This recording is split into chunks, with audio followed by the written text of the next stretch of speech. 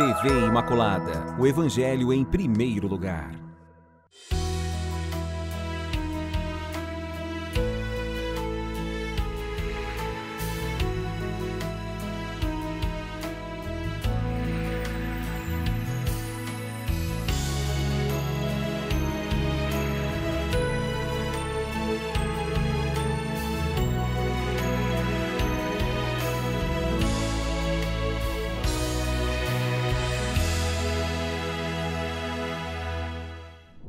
Olá, queridos amigos, iniciando esse nosso programa, Páginas da Bíblia, página do conhecimento, página da profundidade, página de quem busca santidade, conhecendo as páginas de um livro sagrado.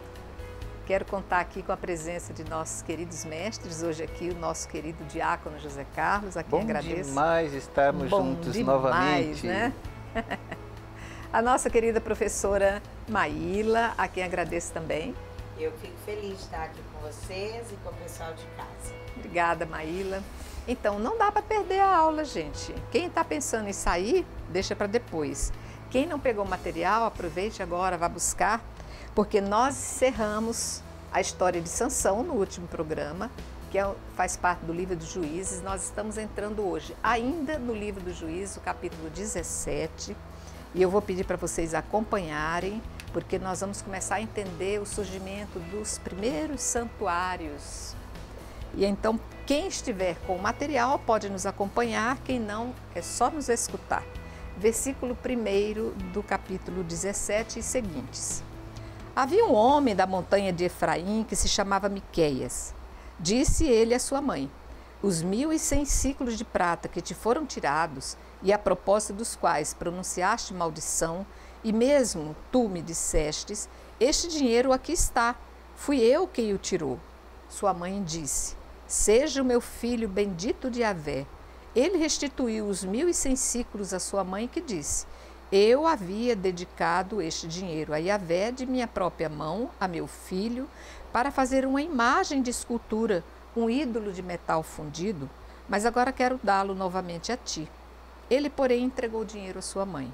Então sua mãe tomou 200 ciclos de prata e os enviou ao ourives, que fez uma imagem de escultura e um ídolo de metal fundido, que foi colocada na casa de Miqueias. Este homem, Micas, tinha uma casa de Deus.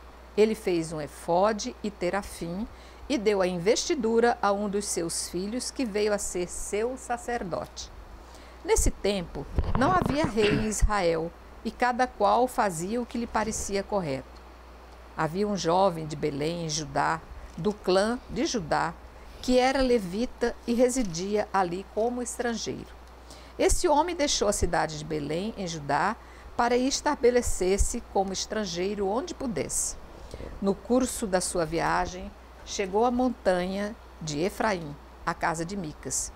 Micas lhe perguntou: de onde vens? Ele: eu sou levita de Belém de Judá. Respondeu-lhe: ando em viagem a fim de me estabelecer como estrangeiro onde puder. Fica comigo, disse-lhe Micas. Sê para mim pai e sacerdote, e te darei 10 ciclos de prata por ano, roupa e alimento. O levita foi. O levita concordou em ficar com esse homem, e o jovem foi para ele como um de seus filhos. Micas deu a investidura ao levita, e o jovem se tornou seu sacerdote e ficou morando na casa de Micas. E agora, disse Micas, eu sei que Yahvé me fará bem, porque tenho este levita como sacerdote. Eu vou começar assim com uma série de questionamentos, porque começou a vir alguns pensamentos, não sei se adequados, mas persistentes. Nós estamos lidando numa época em que é proibida a confecção de ídolos, em que é considerado uma profanação. Vocês lembram quando Moisés desceu do monte e vê aquele besouro de ouro, o bezerro? Era um besouro, era um bezerro, era uma estalta de ouro, onde todos eles se reverenciavam e faziam a idolatria. Isso foi terrivelmente condenado. Vocês lembram dessa história, né? Nós estamos agora um sacerdote autorizando a confecção de uma imagem. E nós somos condenados, né, terrivelmente por sermos considerados idólatras. Então, diácono, eu posso começar pedindo um socorro? Bom, vamos lá, né? Primeiro vamos contextualizar, né, essa coisa toda. Encerra o ciclo dos heróis, certo, com a morte de Sansão, e entramos aí numa nova fase, né? A origem dos santuários de Micas e de Dan. Numa nova fase em que estamos aí no chamado período pré-monárquico. Então o autor ele tem a intenção de preparar caminho para a monarquia. Ao contrário do livro de Samuel, que nós vamos ver lá na frente, em que há uma crítica, né, em relação à instituição da monarquia, aqui ele coloca que estava instaurada uma espécie de anarquia, né? Que cada um fazia aquilo que bem lhe desse na telha, para a gente falar de uma forma assim mais simples. Então, preparando aí o caminho, nós vamos ter esses capítulos 17 e 18, que vão contar a história aí desse levita, que era um levita itinerante, né? Então, quem que podia exercer o sacerdócio e o serviço sagrado seriam os filhos da tribo de Levi. Esse aqui, ele era um levita, né? E aí, ele vai parar lá na casa do Micas, né? Ou Miqueias, algumas traduções trazem Micas, outras traduções trazem Miqueias, não confundir com o profeta Miqueias. Interessante o nome dele, né? Que é o mesmo radical hebraico do nosso arcanjo São Miguel, né? Que hebraico Micael, né? Quem como Deus, né? Um nome bonito dele. E aí então a gente percebe nesse capítulo que Deus, ele se revela em meio às nossas fraquezas, às nossas vicissitudes, né? A mãe do Micas, ela tinha juntado um dinheiro, Micas roubou esse dinheiro da mãe. A intenção dela era fazer uma imagem, né?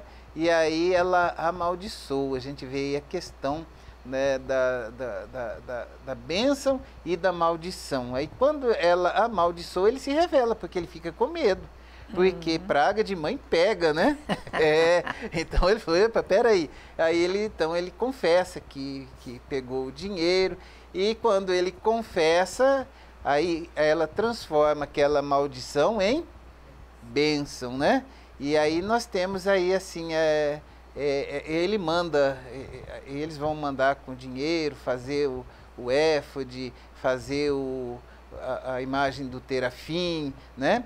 E nesse ínterim chega um dos protagonistas aí, que é esse levita itinerante.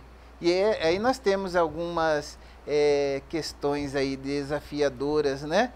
Esse levita, o levita, ele era como o diácono, ele era subordinado, digamos assim, aos sacerdotes, e eles faziam outras funções no templo, né, como o ensinamento, né, da palavra, o canto, as leituras, né, e o sacrifício era feito por quem? Pelo sacerdote. E aí nós vemos algo assim inusitado, né? Por quê? Porque é uma pessoa que não é Levi, da tribo de Levi, é uma pessoa que, podemos dizer assim, entre aspas, é um leigo, embora seja um pai de família. Então ele contrata esse levita para ser ali o capelão da família dele. Vamos colocar o termo capelão para uma melhor compreensão. Então ele contrata esse levita e ele mesmo o investe como sacerdote e capelão ali da família dele, né? Então ele teria aí um salário, né? E roupa e alimentação. Ele seria aí cuidado pelo pai de família, e ele seria pai e sacerdote. Aí nós temos uma prefiguração, né, do sacerdócio. Mas o interessante, inusitado aí, é que é essa pessoa leiga, né? Ou seja, não é da tribo de Levi, e ele que dá a investidura, ele que ordena esse levita como sacerdote, né? É algo assim bastante inusitado. Nessas passagens ainda nós vamos ver que esse levita, ele era assim meio que, existia uma venalidade nele, né? Porque depois vão chegar os danitas e vão praticamente sequestrá-lo e propor umas côngruas, né, uns salários melhores para ele. E ele vai feliz, ele fica feliz, né, com tudo isso e abandona, né, o nosso amigo Micas, e aí vai dar origem à fundação lá do santuário dos danitas. Então aqui temos esse santuário particular que era de uma família, né, assim como a gente vê às vezes nas estradas. Nós vemos aí em algumas fazendas alguém que faz ali um oratório, né, com uma imagem de Nossa Senhora e tudo mais, mas não chega a ser assim oficial, né?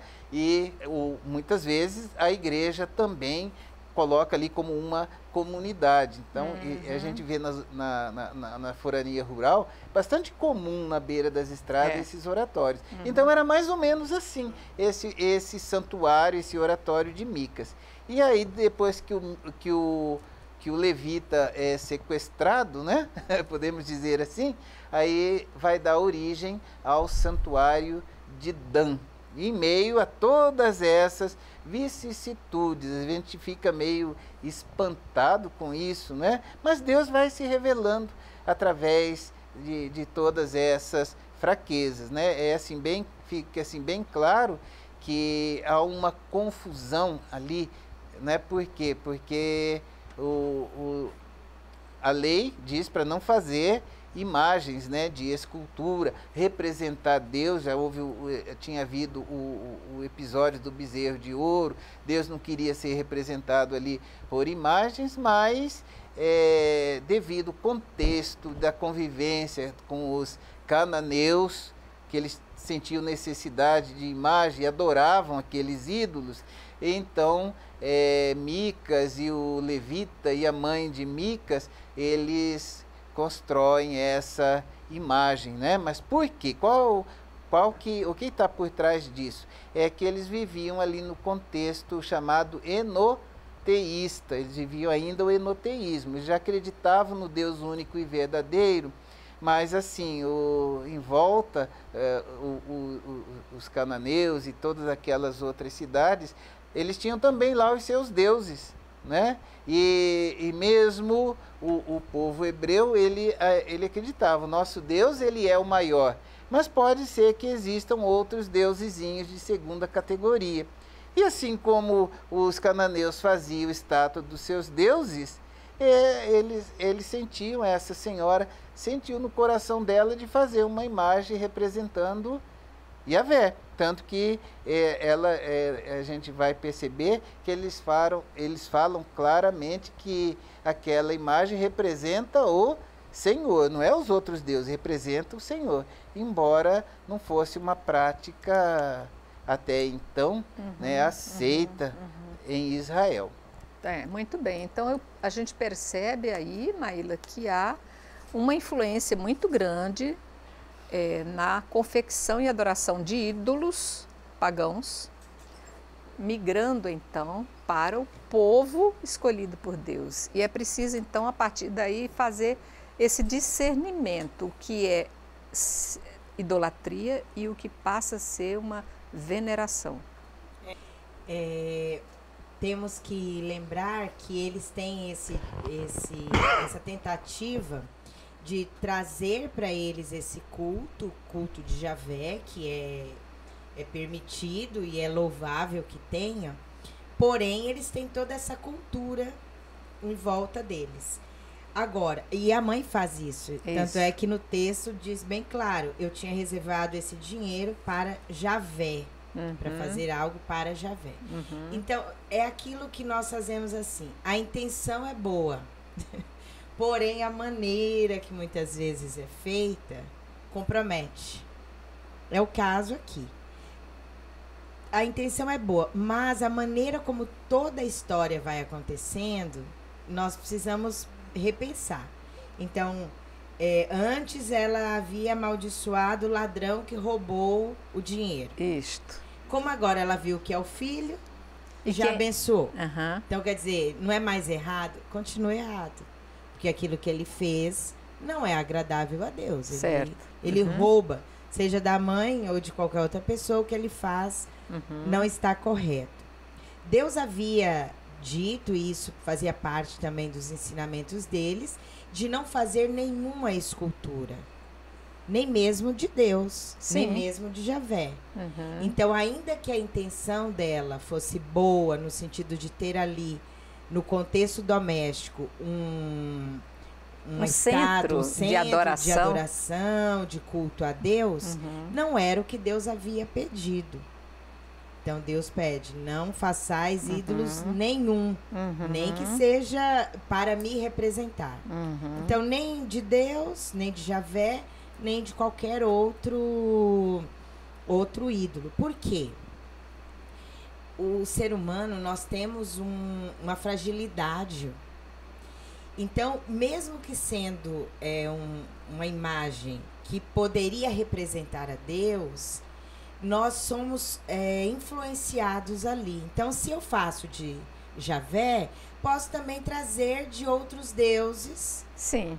Então, acaba isso sendo um perigo. Deus, Javé, quando manda essa ordem, nem estátuas minhas, nem de nenhum ídolo, Deus sabe da nossa fragilidade. Então, Ele mesmo já nos corta. Prevê as consequências, prevê as consequências. E aí, parece que tudo vai tendo um desenrolar complicado. Por quê?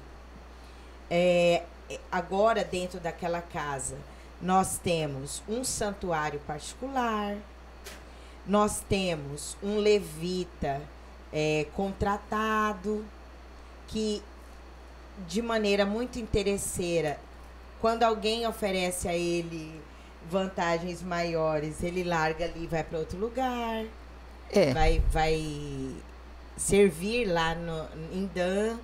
Ou seja, tudo vai se corroendo. E, novamente, eu coloco, a intenção foi boa no início, mas a maneira como tudo isso foi sendo conduzida e se desenrolando é complicada. E nos ensina que nós devemos obedecer a Deus. E aqui, mesmo tendo essa situação que possa ser justificada, não foi uma boa condução de tudo. Então, inclusive, isso. aqui na minha Bíblia, que é a Bíblia de Jerusalém, na nota de rodapé, a respeito do levita, vai estar escrito que essa precisão de chamá-lo, de atribuir a ele o título de levita é problemático, pois ela não convém para um homem que pertence normalmente à tribo de Levi. O estatuto deste homem é o de um estrangeiro residente. Então, na verdade, será que ele usurpa de um título que, na verdade, no íntimo ele não tinha? Fica esse questionamento que não cabe a nós aqui responder, mas que também levanta aquela problemática. Peraí, você vai acreditar nos títulos que cada um vem e dizem que tem? Né? Acaba abrindo precedentes. É interessante isso aí, porque não fica muito claro se ele era levita mesmo, mas tudo indica que era levita. Agora sim, a gente precisa entender também a intenção do autor, de quem escreveu, porque estamos aí no período pré-monárquico, mas quem escreveu já está lá na frente, na época já está vivendo um outro momento. Quem escreveu está bem à frente. E aí, então, o que ocorre na história de Israel? A divisão do reino do norte e do reino do sul. E então esses santuários foram estabelecidos aí no tempo já da monarquia, depois da morte de Salomão, filho de Davi. E aí o que acontece? O filho dele, o Roboão, ele era um rei meio perverso, que gostava de aumentar impostos e essas coisas assim. E então há uma ruptura. No norte é proclamado rei o Jeroboão. E aí como é que fica a religião? Eles iriam adorar lá em Jerusalém? Não. Eles criam esses pequenos santuários. Esses pequenos santuários. Locais de adoração. Exato, no norte. E aí fica aquela crítica sutil, velada do autor para dizer que os santuários do norte eles são cismáticos, porque eles tiveram essa origem aí controversa com a adoração, né, das imagens, desobedecendo o decálogo, né? Então aí eles colocam essa crítica para dizer que os irmãos do norte, eles são lá no fundo, eles são idólatras. E também acaba sendo uma crítica das tribos do sul do Reino do Sul, também a esse papel entre levita e sacerdote. Sim. Porque lá no sul existia o sacerdócio por causa do Templo de Jerusalém, só os sacerdotes podiam fazer as ofertas, tudo. E os levitas eram, ali no Reino do Sul, tinham um papel importante, mas coadjuvante. Tá. Enquanto que aqui no norte, com essa justificativa toda e essa história, ele passa a ter um papel de destaque. Um protagonismo. Um protagonismo. O que revela também essa crítica feita aqui ao levita, a esse papel que ele vai ter nos santuários locais. Muito bem. Vocês estão entendendo, vocês estão acompanhando a evolução do pensamento, né? Enquanto vocês acompanham, eu vou pedir um pequeno intervalo, mas nós já voltamos.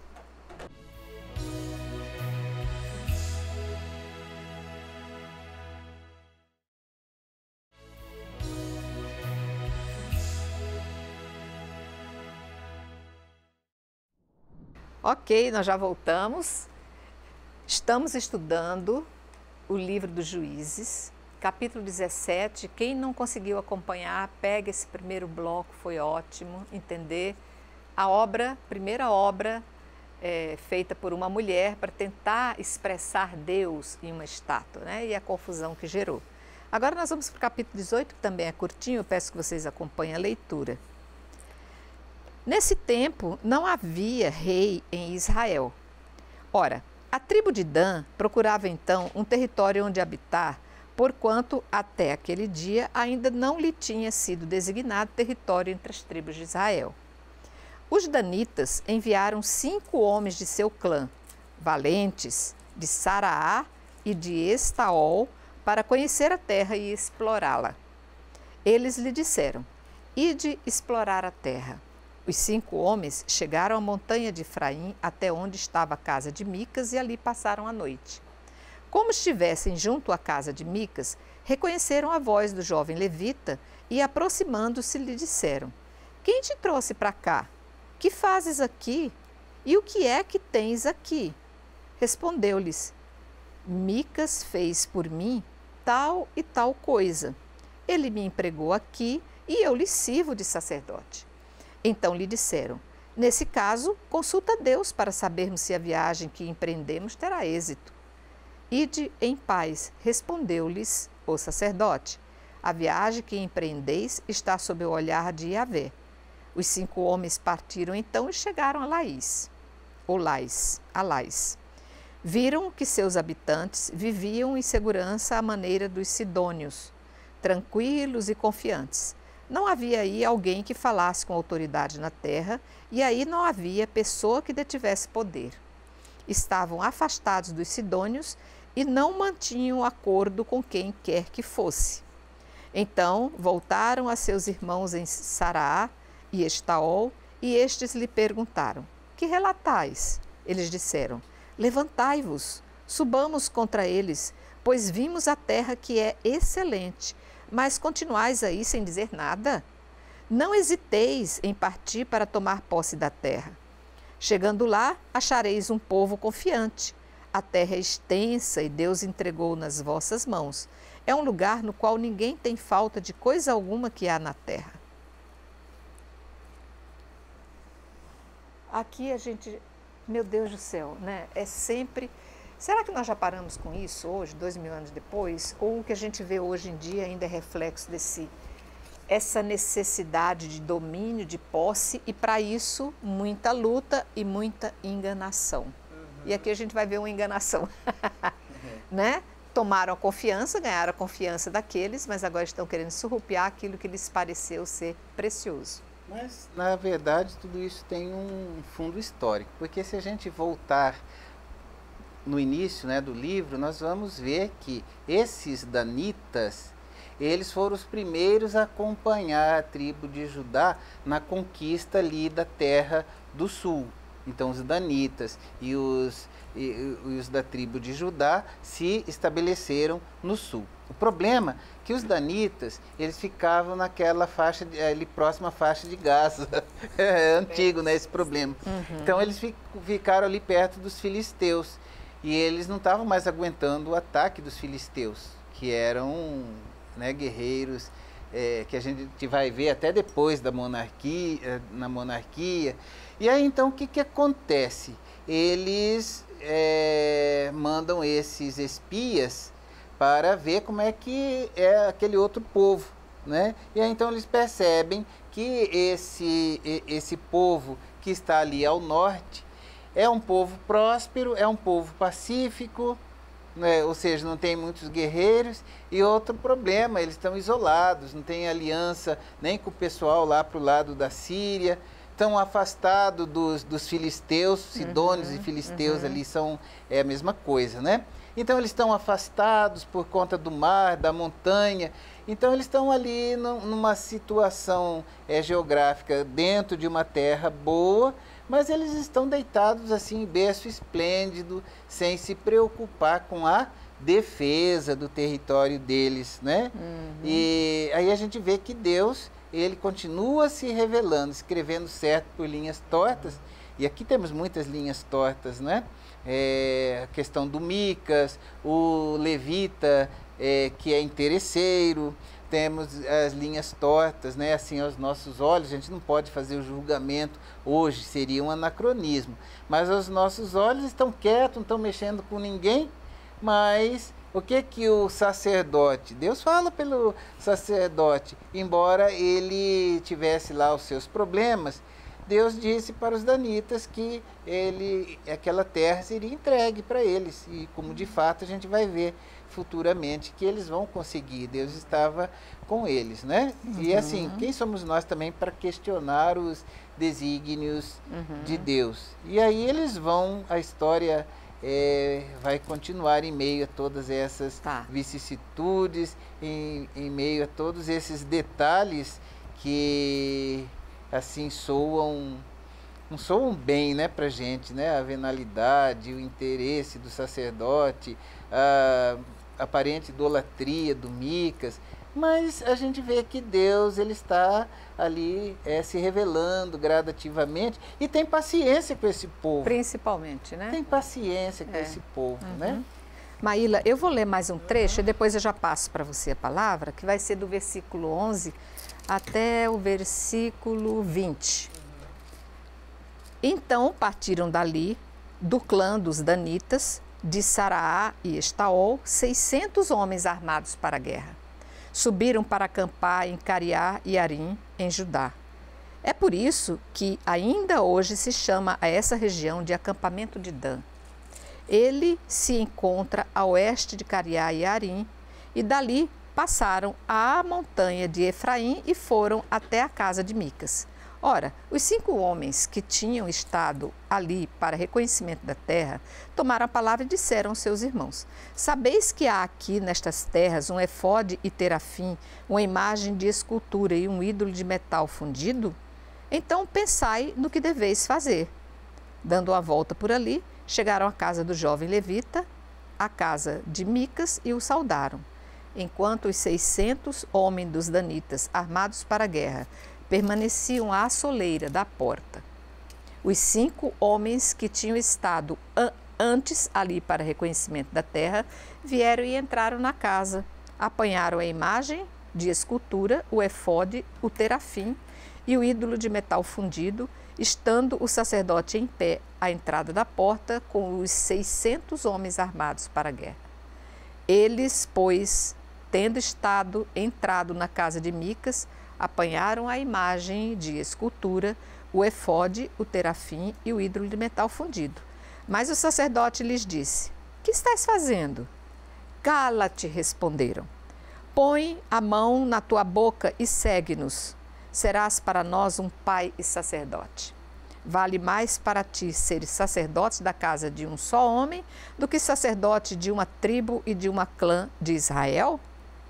Então o sacerdote se encheu de alegria, tomou o efode, os terafim, bem como a imagem de escultura, e se encaminhou para o meio da tropa. Meu Deus, a tenda está armada. Então, lembra que nós falávamos, tudo começou mal. Sim. E vai piorando, porque aquele que antes tinha lá na casa de Mica apenas o ofício de um levita itinerante, cuidando ali, dando esse suporte religioso, agora ele já se considera o quê? Um sacerdote. E ele diz... Contrário a... Micas me contratou como sacerdote.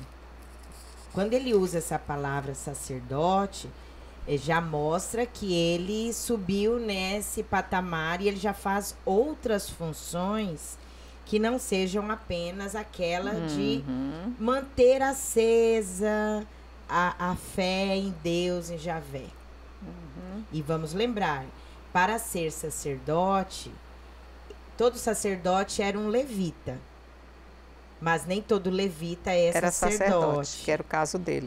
E Deus havia determinado que do clã de Arão que seriam sacerdotes.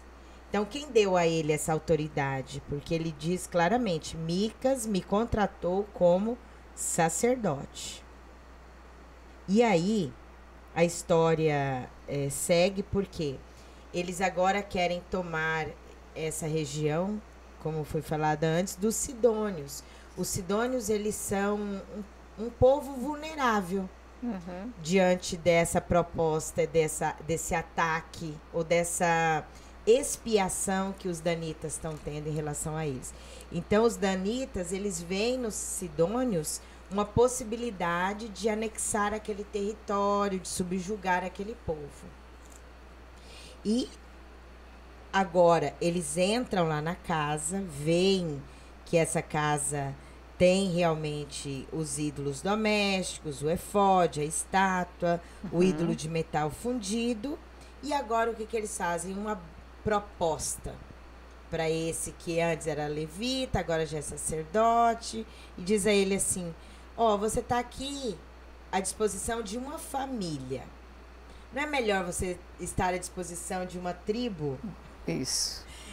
Cresce os olhos dele para fazer isso. Por isso que o diácono disse ele de interesseiro, né? De alguma maneira, sim. E venal, que ele se venal, vende, né? É verdade. Porque aí ele diz, venha conosco e agora você vai ser nosso pai, aquele responsável por manter essa tribo, esse clã. E além disso, você vai ser um sacerdote, não um sacerdote particular. Levita, você já subiu de posto por autoridade própria, mas você não vai ser apenas ligado a uma família, mas agora você vai ser de uma tribo. O que ele faz? Fica feliz. Fica feliz. E a história se vende segue. E vai. Então, vamos seguir a partir do versículo 21. Tomando então o seu caminho, partiram, tendo colocado à frente as mulheres e as crianças, os animais e a bagagem. Estavam já longe da casa de Micas, quando os que moravam nas proximidades da casa de Micas deram alarme e se puseram em perseguição aos danitas. Como eles gritassem atrás dos danitas, eles voltaram-se e disseram a Micas, que tens tu que gritas desse modo? Ele respondeu, tirastes o meu Deus que eu fabricara e levastes também o sacerdote. Partes, que é que me resta? E ainda me perguntais, que tens tu? Disseram-lhe os danitas, não nos obrigueis mais a ouvir a tua voz.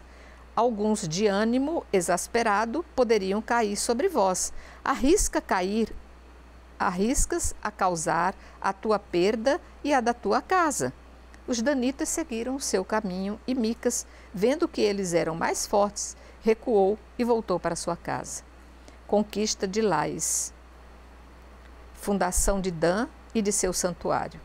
Assim, depois de terem tomado o Deus que Micas fabricara e o sacerdote que tinha consigo danitas, avançaram contra Lais, contra um povo tranquilo e confiante. Passaram todos ao fio da espada e deixaram a cidade em chamas. Não houve ninguém que a socorresse, porque ela estava longe de Sidônia e não mantinha acordo com quem quer que seja. Ela se situava no vale que se estende em direção de Bet-Rob. Reconstruíram a cidade e nela se estabeleceram e lhe chamaram Dan, do nome de Dan, seu pai, que nascera de Israel. No princípio, entretanto, a cidade se chamava Lais. Os danitas levantaram para si aquela imagem de escultura. Jonatas, filho de Gersã, filho de Moisés, e depois os seus filhos, foram sacerdotes da tribo de Dan até o dia em que a população da terra foi levada para o exílio. Eles instalaram para o seu uso a imagem que Micas havia esculpido e ela permaneceu lá todo o tempo em que subsistiu a casa de Deus em Silo.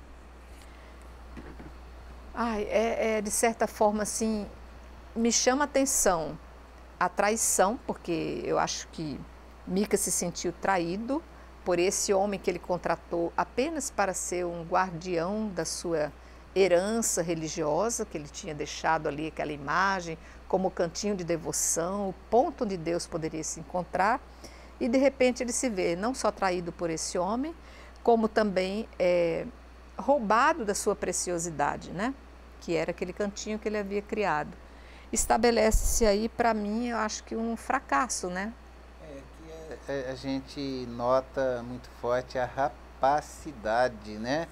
Dos danitas que entram lá com os soldados, deixa eles do lado de fora, aí entram, eles já conheciam, né, o sacerdote, já tinha assim uma familiaridade com o sacerdote e não pede não, já vão pegando o éfode, já pega tudo que tem ali, né, o amuleto, a imagem esculpida, né, e já levam, né?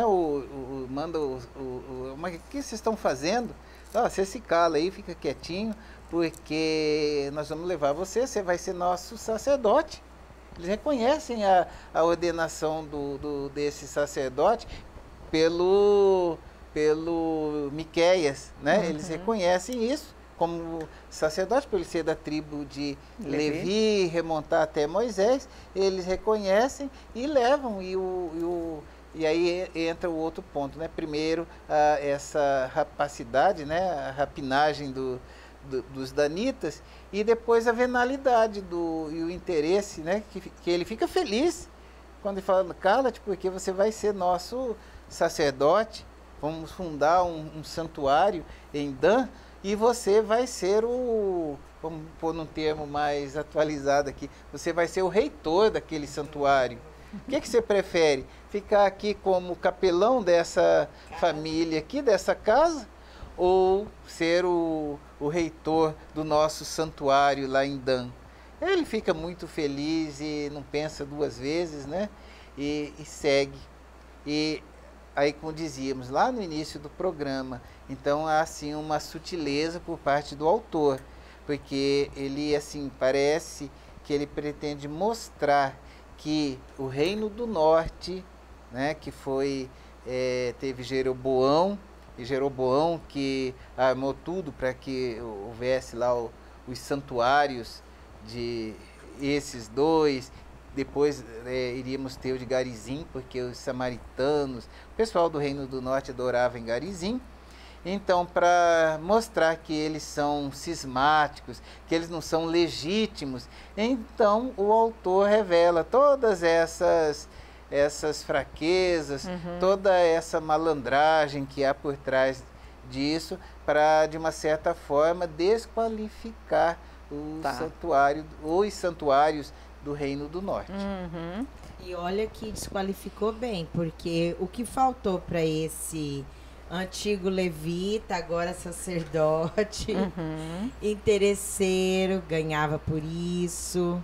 Depois ele se vende. Quer dizer, se ele tivesse dito, então tá bom, eu vou largar tudo aqui e vou com vocês. Tá, ele estava interessado no cargo maior que ele teria. Mas, além de tudo, ele rouba. Porque ele, junto com os danitas ali, rouba aquilo que não pertencia a ele, pertencia a Micas, a família de Micas. Então, ele vai, rouba, vai embora, e a gente percebe uma espiral aí de fraquezas, de situações que vão realmente desqualificando e mostrando na leitura para nós o quanto foi tendencioso esses santuários do norte, do Reino de Israel. Né? Mas, de qualquer maneira, independente da questão da história, tira para nós algumas lições aqui. Primeiro, todas as vezes que nós desobedecemos a Deus, porque o primeiro objetivo da leitura é: obedecemos a Deus de que maneira? Não fazendo ídolos em meu nome. Primeiro mandamento: amar a Deus sobre todas as coisas e não fazer nenhum ídolo no nome de Deus, em nome de Deus. Perdeu esse mandamento, aí tudo vai se desqualificando. Então, a lição espiritual que nós tiramos dessa leitura parte daí. Segundo, que aquilo que é ruim desde sempre. Então, foi um ladrão, puxando a história, foi um ladrão quem roubou ou foi o filho? Foi o filho, mas está errado do mesmo jeito. Nós não qualificamos a situação, deixa de ser erro por causa de fulano ou ciclano. Então, outra lição que olhamos aqui nessa leitura. Terceira, devemos ficar no nosso lugar. Ele era um levita, ficasse no seu lugar como levita. Tinha até esse papel de manter essa religiosidade popular dentro das casas, até podia fazer isso, mas não poderia fazer com tamanho interesse, porque aí a gente percebe aqui que ele acabou se vendendo uma coisa atrás da outra. Faltou uma grande qualidade, no meu ver, a fidelidade. Sim. Do propósito que ele havia ficado com aquela família. Então, não foi um homem fiel, realmente era um homem, como o Diácono colocou, desleal, interesseiro. Desleal, né? E acabou muito mal. Essa deslealdade chegando. Vai trazer consequências maiores. No sentido dele se vender, dele se roubar. Sim. São essas as lições que nós podemos tirar aqui dessa leitura. Ou seja, os danitas causam dano. E os danitas também. Causam dano. Porque os danitas, eles também, por uma justificativa até razoável, de sair daquela região e conquistar mais ao norte terras, porque lembramos que a tribo de Dan, ela foi dividida em 2 territórios, um para o sul, perto de Judá, e um lá no norte. Tá. Então eles querem ir para essa região dos Sidônios e ter um território maior ali. Até razoável diante dos perigos que eles tinham com os filisteus. Porém, perceba como que a maneira como eles foram fazendo foi totalmente errada diante dos olhos de Deus. Então, tem um versículo aqui do 24 que deixa muito claro, né, todos esses erros, quando ele diz: meu Deus, com D minúsculo, que fiz para mim. Né? Então, o que o autor está querendo mostrar com isso? Né?